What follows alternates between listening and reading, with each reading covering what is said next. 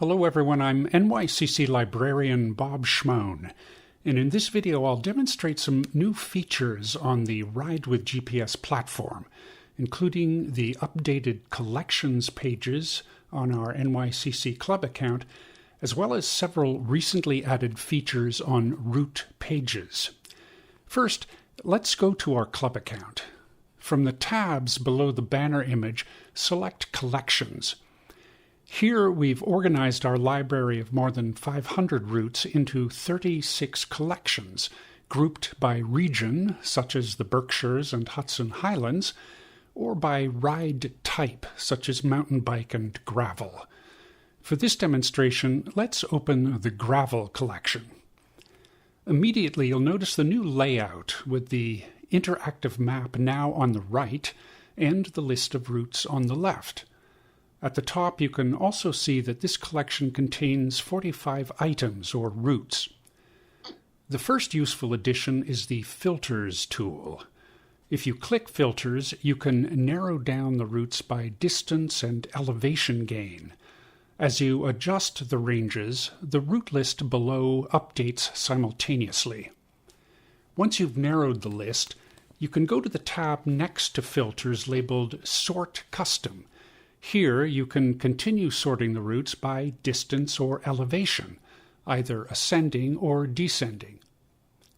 Now let's look at finding routes visually.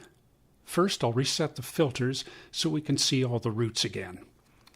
You can scroll through the list on the left, and as you hover over a route, it will highlight on the map. You can also explore directly on the map itself. As you hover over route lines, they will highlight, and you can zoom in for a closer look. For example, let's zoom into the area just north of Peekskill. As you move your cursor across the routes, they highlight, and you can see that many of them start near the Peekskill train station. If a route interests you, simply click on the highlighted line. Two things will happen. First, the route is highlighted in the list on the left, so you can see its name and some metrics. In this case, the route is Putnam Payne 60, which we see is 60 miles long with over 6,000 feet of climbing, which explains the word Payne in the title. Second, if you go to the map on the right, the elevation profile at the bottom shows both the climbs and the gravel sections, which are indicated by the striped segments along the graph. If you move your cursor along the elevation graph, a dot moves along the route line on the map so you can see exactly where those gravel sectors are. Now let's say we like this route and want to learn more. Just click Go to Route here and the route page will open. Here I'll show a few new features recently added to route pages. At the top of the map, you'll see several tabs, including layers and heat maps, but it is layers I want to demonstrate. If we click it, notice all the options are grayed out and unavailable, and that's because we are using Google Maps. If, however, we go over to the Map View drop-down menu and select Ride with GPS Cycle, then click the Layers tab, all the options come up. Before exploring those layers, notice that this route currently has no POIs and only one pit stop icon, which marks Nice's Maple Syrup Farm. That's typical of our NYCC library routes, where we usually include at least one pit stop. However, in general, many routes you see on Ride with GPS have no pit stops or POIs or anything else, as they just weren't a priority for the creator of the route. The good news is that we can now go to Layers and at the top toggle on Highlights and Community Photos and thereby populate any route, whether ours or someone else's, with pit stops, POIs, and photographs that have been contributed by the Ride with GPS community. Now if we look at the route again, you'll see it has gone from no POIs to quite a few. For example, if we click this one, a window opens showing Candlewood Hill Lookout, along with two photos. If we click a photo, it opens in a larger view, and on the right you can see when and where the photos were taken. Or this POI that's just off our route but accessible by a short gravel road that when clicked we see is Roaring Brook Trail, a short interpretive path through ancient lava flows featuring unusual tree casts and stark volcanic scenery. Now, that looks worthy of a short digression. And just before mile 40, I see there is another pit stop located just off our route called Boyd's Corner Store, a deli with sandwiches, drinks, and coffee. And as you see, there are many more POIs you can explore. Now back to layers, and if you scroll down, you can toggle on things like US cell coverage, and I see it's all green, which is good, then air quality, also good, and then my favorite, wind.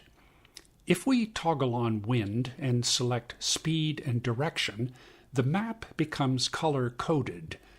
To determine wind speed, compare the map colors with the legend in the pop-up window, ranging from blue for 0 to 6 miles per hour up through green shades approaching 20 miles per hour. Also, notice above the legend this time slider. It shows wind speed forecasts up to 30 hours. So if you hold your cursor over the blue dot at now, it gives the current day and hour. Then, when we slide it to the right to when we plan to ride the next day, we see what the wind forecast will be for that hour. As for wind direction, just zoom way in and you will see the small moving arrows. Finally, there are a few additional features now available directly on the route page. The first is Street View. If you like to preview roads before riding them, you can now do that directly from the route page. Simply right-click anywhere on the route line and choose Street View, and the Google 360 Street View will open. To return to the map, just go to the black box at the bottom here and click the left arrow. Notice also if you want to check out street views of roads not on the route line, that's fine too. Another new addition is the Inspect tool. This is useful if you discover an area with great roads and want to see routes that pass through that location.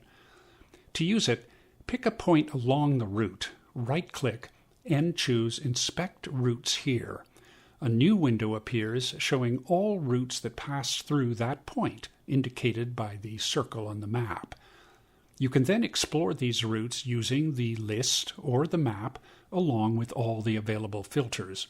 Finally, if you want to broaden the search beyond that exact point, you can right-click on any road on the map, whether it's along the route line or not, and select Explore Nearby Routes. And up will come a map and list showing routes throughout the surrounding area. I hope this was helpful, and please don't hesitate to contact me with any questions.